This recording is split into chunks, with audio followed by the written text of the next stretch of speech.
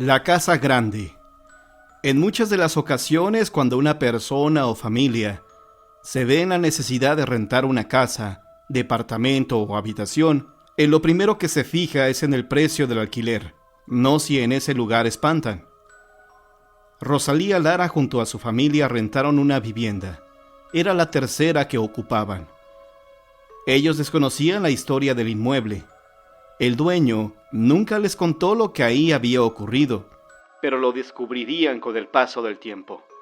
Por cosas del destino, mi familia y yo rentamos una casa durante 8 años. Cada casa tenía su historia, pero sin duda esta fue una de las que más nos marcó como familia. Era grandísima.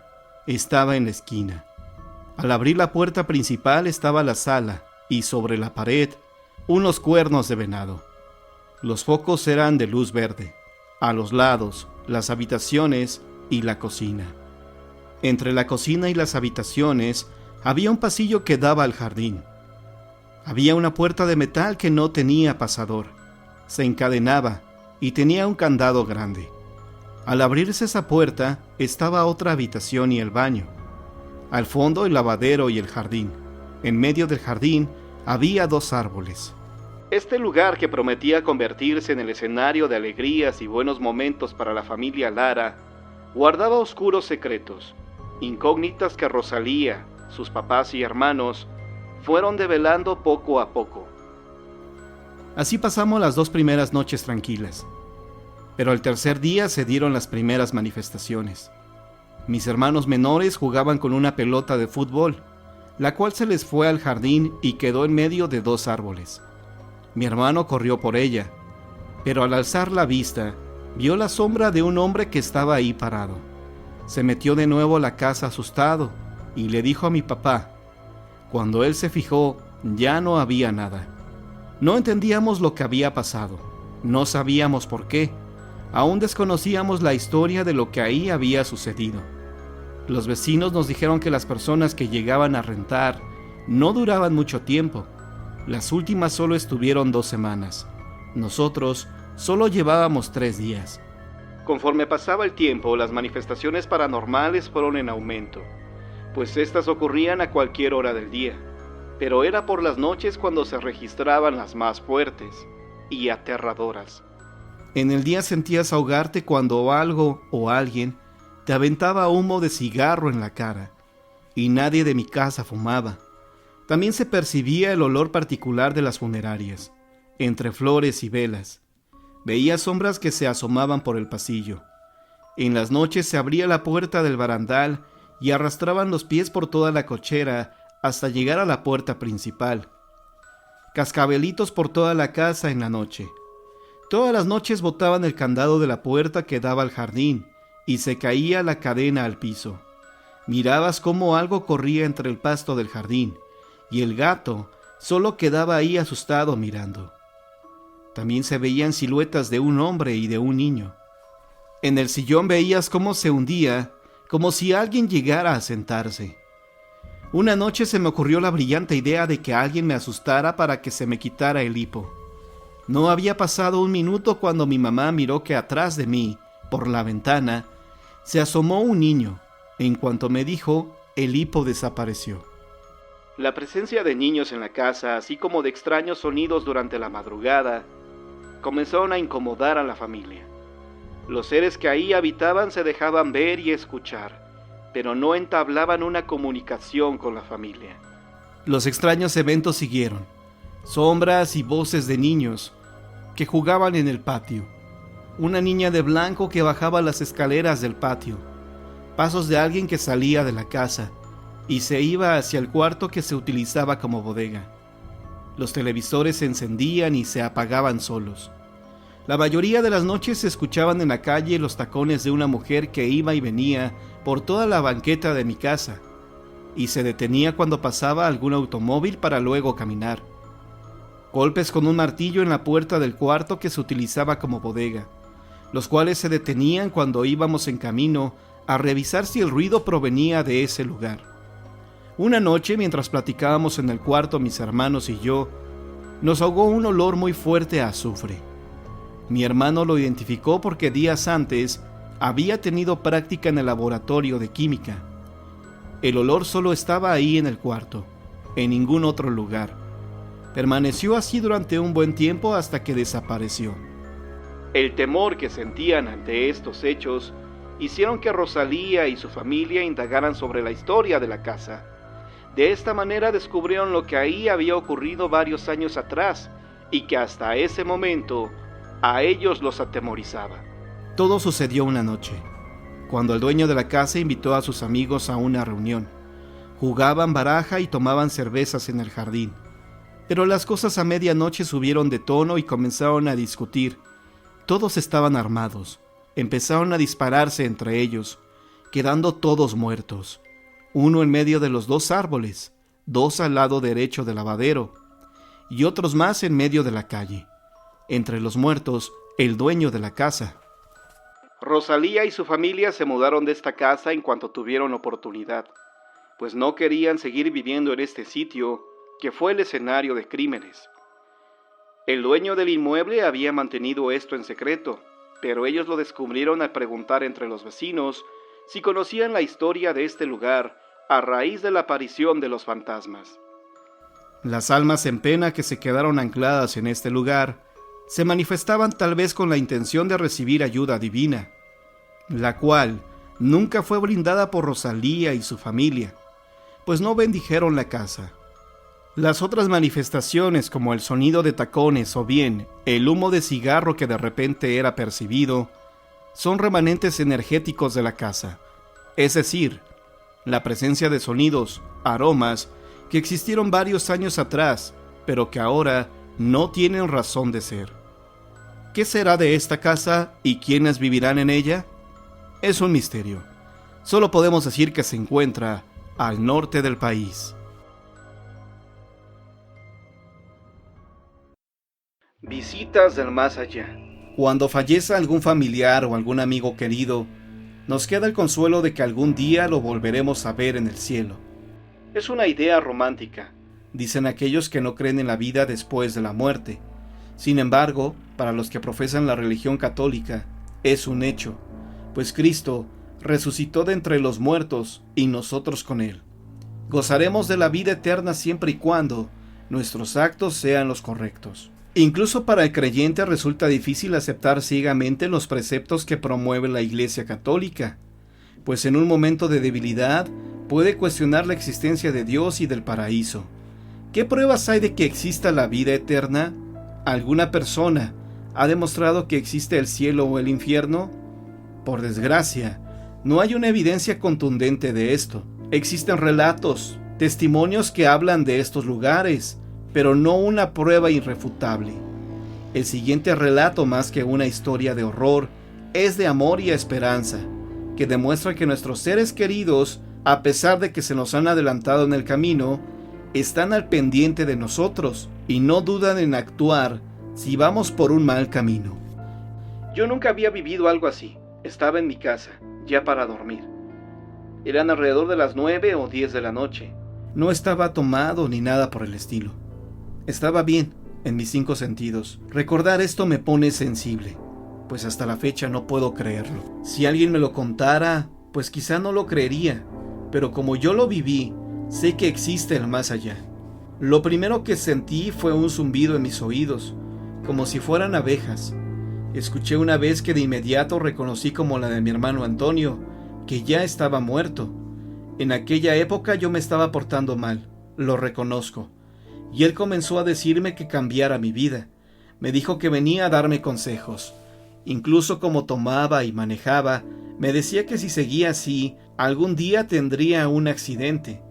Armando creyó que estaba alucinando, o bien que se trataba de un sueño.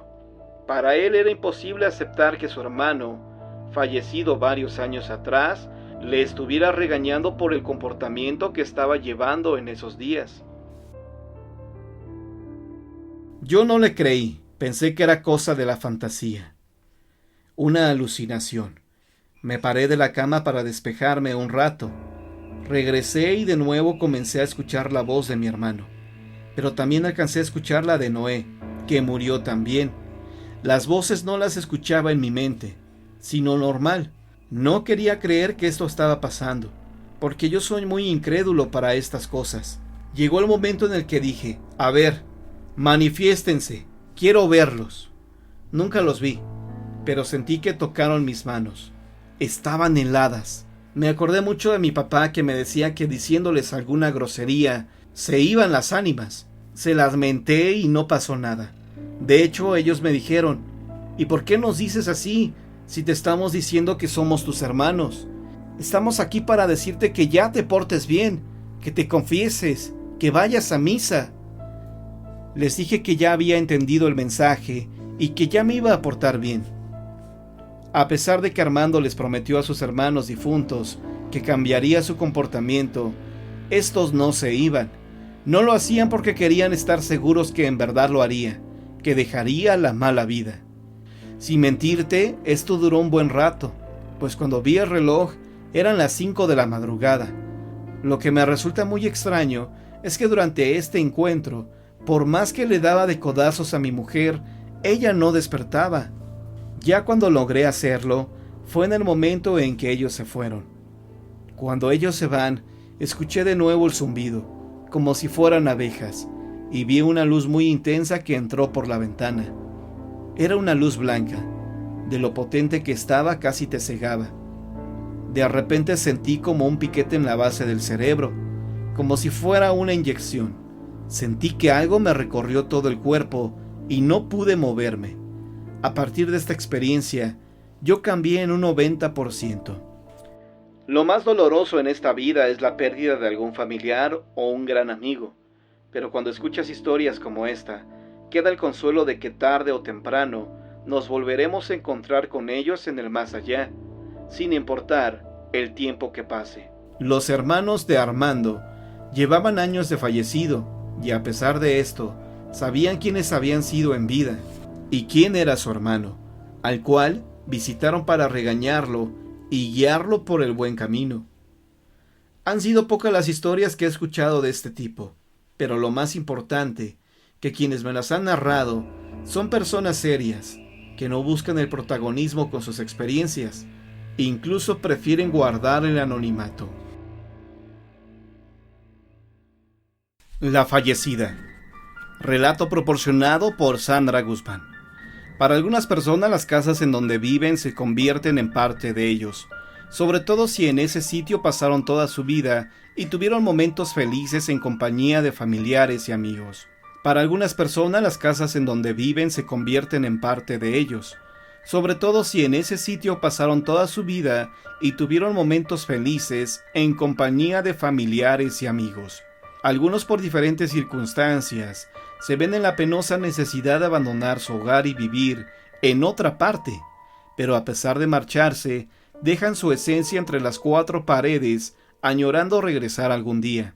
Es una promesa que se hacen y esperan cumplir algún día, incluso después de la muerte. Ahora conoceremos el caso que vivió Sandra Guzmán, una chica que junto a su familia llegaron a rentar una casa, la cual no tenía fama de estar embrujada. De hecho, llevaban algunos días habitándola y nada normal había sucedido, hasta que un día ocurrió algo inesperado. Una tarde, mientras mirábamos una película, escuchamos que tocaban a la puerta, y al abrirla, miramos a unos hombres acompañados con una carroza. Traían a velar un rato a su mamá en la casa, pues ahí vivió durante muchos años. Fue impactante vernos de repente rodeados de personas desconocidas y escuchar el llanto de dolor de los hijos. Estuvieron media hora, pero nos quedamos nerviosos, incrédulos por lo que había sucedido. A la semana de haber pasado por esta situación, ocurrió lo siguiente. Eran las 5 de la tarde y me encontraba en el patio lavando. Escuché unos pasos. Pensé que era mi mamá porque eran unos tacones, pero se me hizo extraño que regresara tan pronto, así que volteé para preguntarle por qué había llegado temprano. En lugar de mi madre, vi de espaldas a una señora chaparrita, de cuerpo robusto, con vestido café oscuro y un rebozo negro en la cabeza. Ella entró al cuarto de mi mamá, pero ya no escuché pasos, solo que iba muy rápido y giró hacia la izquierda. Corrí para alcanzarla, pero en cuanto entré a la habitación, ya no estaba. Salí muy asustada. De esta forma comenzaron las primeras manifestaciones paranormales en la casa. Sandra había sido la primera en ver a esta mujer, pero no le comentó a su familia ante el temor de que la creyeran loca. Días después sería su madre quien tendría la oportunidad de ver a la misma mujer. Poco después, una noche mientras mamá dormía, escuchó que abrieron la puerta de la habitación y miró a una mujer con las mismas características como la que había mirado días atrás.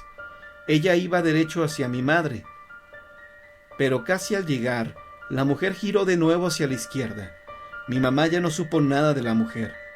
Vecinos y familiares describieron exactamente a la señora que habían llevado a velar días antes. No había duda alguna. Era la mujer que mi mamá y yo habíamos visto entrar a la habitación. Este caso nos demuestra que no necesariamente debe morir la persona en la casa que habitó por años para manifestarse en ella. Mucha gente fallece en hospitales o en accidentes de carretera y se hacen presentes en los que fueron sus hogares o bien en sus lugares de trabajo. El hecho de que velaran a esta mujer en la que fue su casa fue el detonante para que ella se manifestara al poco tiempo, y de igual forma dejó de hacerlo conforme pasaron los días. ¿Acaso al morir tendremos la oportunidad de recorrer por última vez los lugares que marcaron nuestra vida? En un día de difuntos. Las personas que están en contra de la celebración del Día de Muertos en México aseguran que dicha fiesta es una invocación a los seres descarnados y a los demonios que vienen de las profundidades del infierno para lastimarnos. Estos prejuicios han provocado que algunas personas por miedo no pongan altar en sus casas. Lo anterior es un mero rumor, pues son contados los casos donde en un Día de Muertos se presentaron este tipo de hechos. Hay que tomar en cuenta que la celebración tiene como fin recordar a nuestros seres queridos que han partido a otro mundo, y a pesar de colocar su fotografía en el altar, o bien algunas de sus pertenencias, no se busca invocarlo, sino recordarlo como fue en vida. Aunque claro, no faltan los brujos que se esperan a estas fechas para realizar sus trabajos, ya que de esta forma invocan la ayuda de los difuntos. La siguiente historia ocurrió en un Día de Muertos, aunque no tiene relación directa con lo que mencioné en el párrafo anterior. Es el caso de Rosa, una mujer que al comprar una muñeca para su nieta, experimentó el miedo en carne propia. Esto me ocurrió en un Día de Muertos. Como cada año había puesto mi altar, en el cual tenía los platillos que les gustaban a mis difuntos. Tenía además agua, dulces y las veladoras, las cuales no pueden faltar porque brindan la luz que esas almas necesitan. De repente, veo que todas las veladoras estaban apagadas.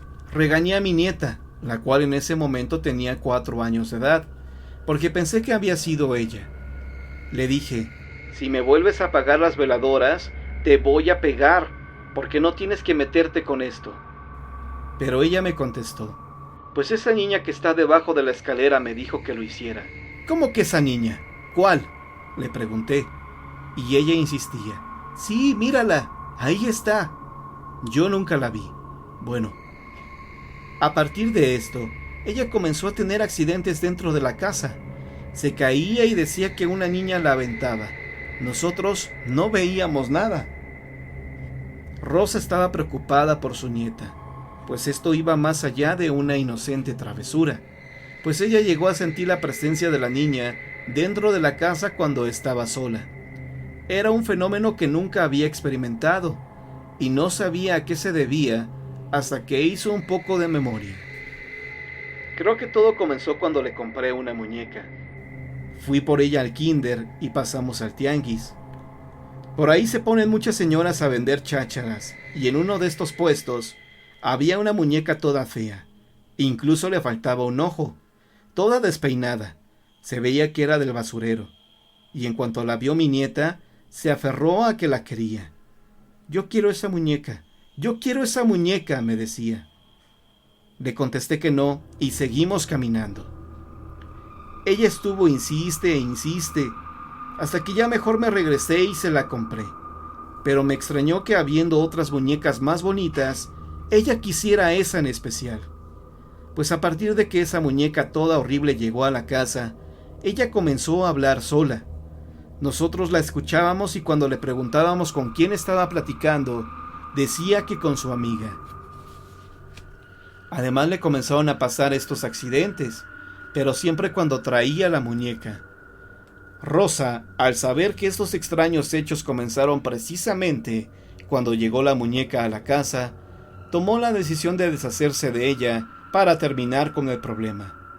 Un día que ella no estaba, agarré la muñeca, la envolví en un periódico y la tiré a la basura. Cuando ella regresó del kinder comenzó a buscarla y fingí que no sabía nada. Incluso le ayudé a buscarla. Con el tiempo se olvidó de la muñeca y a ella ya no le pasó nada extraño. Algunos brujos utilizan las muñecas para hacer el mal. Le ponen alguna prenda o cabello de la persona a la que quieren dañar y hacen sus entierros, o bien los amarran con cadenas para salar a esa persona. Cuando este fetiche se va a la basura, o bien es encontrado por algún vagabundo, no saben para qué fue utilizado el muñeco, y es vendido posteriormente a las personas que comercian chácharas. Rosa compró la muñeca en un puesto de estos, y te aseguro que ni la persona que se la vendió sabía la historia de esta muñeca. Por eso, no es recomendable adquirir muñecas u otras antigüedades sin conocer su procedencia. En 1935, Mariana tenía 14 años de edad. Su abuela enfermó de gravedad y tras recorrer la región buscando un remedio, se resignaron a verla acabarse poco a poco sin que doctor alguno pudiera encontrar siquiera un alivio para su mal. Tras algún tiempo de sufrimiento, la muchacha vio morir a su querida abuelita. La noche del velatorio todo era tristeza y lágrimas. Mariana, cansada de tanto llorar por su propio dolor y el de sus padres, salió al patio a darse un respiro. El vientecillo fresco de la noche le caería bien y calmaría un poco su espíritu atormentado ante una de las más fuertes experiencias, la muerte de un ser querido. Levantó su mirada a las estrellas en busca de una respuesta del cielo a tanto dolor, pero lo que descubrió fue un par de bolas de fuego que como lámparas de luz colgaban en el vacío y se mantenían suspendidas sobre la casa. Extrañada, acudió a sus padres y otros vecinos para que salieran a ver el fenómeno. Cuando acudieron, las esferas de luz estaban más claras.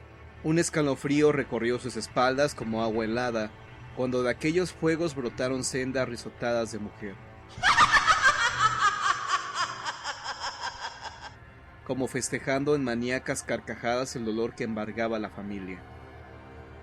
Tras esta macabra manifestación, las luces volaron perdiéndose en la noche.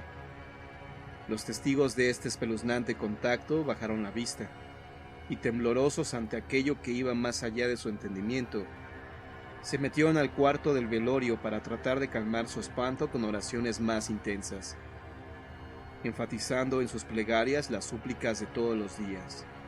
Y líbranos del mal. La noche terminó junto con la larga jornada de oraciones. El cuerpo de la anciana sería enterrado por la mañana en el 3 veces centenario Panteón de Lampazos, y tras el oficio solemne con el párroco del pueblo, el féretro salió del templo de San Juan Bautista y fue acomodado en la carroza. En estos movimientos don Ezequiel Rodríguez observó un raro líquido que goteaba por la base de la caja y trató de limpiarlo con su pañuelo, pero lo retiró completamente seco, como si aquel fluido fuera solo un espejismo. Varias veces observó en compañía de otros el goteo que se perdía en la nada, y ningún paño lo podía retener como muestra. Hicieron un gesto de resignación ante el evidente misterio, y así llegó el cortejo mortuorio a las puertas del panteón. Ahí se elevaron las últimas oraciones y se dieron las finales manifestaciones de dolor profundo. Al fin, quedó el ataúd bajo 2 metros de tierra y un cúmulo de flores que en señal de adiós dejaron los vecinos. Tras todo aquello, la vida tenía que continuar. La noche del día del sepelio, Mariana y sus hermanos, tras cumplir con la primera sesión del novenario, tendieron cobijas en el patio para pasar la calurosa noche a la fresca intemperie. En la conversación, las horas fueron avanzando y la luna ocupó el cenit. Su blancura hechizaba a los jóvenes que contemplaban árboles, El solar resplandecía con tal claridad que se podía observar a detalle cada objeto que circundaba a los muchachos. Pero algo llamó más su atención. Al final de la vieja casa se desplazaba una mujer ataviada como rayo de luna. La blancura de su vestimenta no les impidió notar las largas trenzas rematadas en listones cristalinos. Su paso era un lento deslizarse por la superficie y pasó indiferente, a tal distancia que los conmovidos espectadores la reconocieron y pronunciaron trémulos de miedo. ¡Es Mamá Lupe! Unos se taparon el rostro para no ver más aquella aparición, y otros siguieron con la vista su desplazamiento hasta verla entrar al cuarto, que fue de la difunta abuela. Al perderla tras la puerta, empezó a escucharse el chirriar de la mecedora.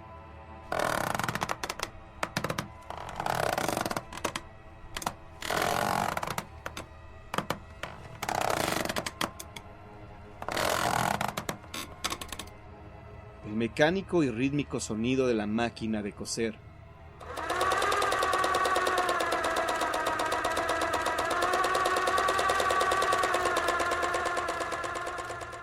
Y los cabellos se les erizaron de espanto al escuchar cómo también en la vieja vitrola empezaba a sonar una sentida melodía que había sido la favorita de la muerta. Como a una señal, todos se levantaron y llenos de terror corrieron al cuarto de sus padres. Ahí también don Nicolás y doña Antonia escuchaban conmovidos la macabra serenata.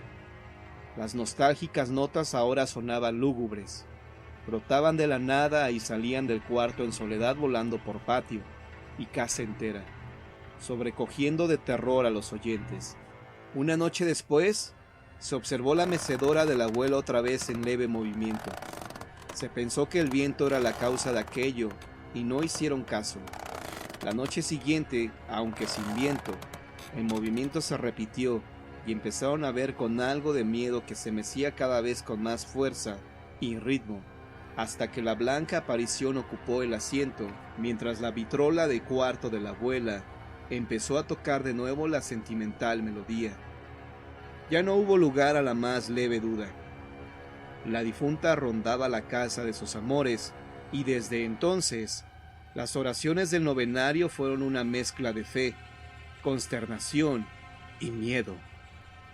La luna fue pasando de llena a cuarto menguante, y las notas de aquella serenata se repetían con el fantasma sentado en aquella mecedora donde en vida arrulló sus sueños de juventud, sus hijos, sus nietos y sus días finales. Aquella noche, Mariana recibió una inesperada visita.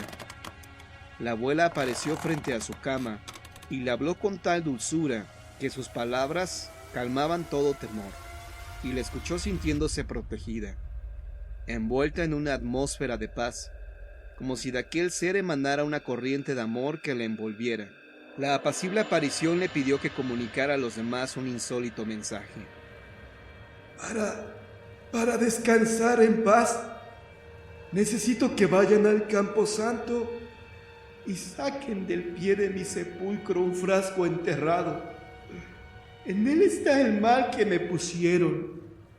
Sáquenlo y ayúdenme a descansar. No quiero andar penando. No quiero andar penando. Los mayores de la familia no podían dudar de Mariana, pues con todo lo anteriormente sucedido, ya cualquier cosa podía esperarse. Convencidos, acudieron al otro día al panteón y cavaron al pie de la tumba. A poca profundidad encontraron un frasco con sustancias extrañas que esparcieron a los 4 vientos. El mal había sido conjurado. Cuentan que después de estos hechos, la abuela dejó de rondar la casa, y mecedora y vitrola quedaron también en paz y quietas para siempre.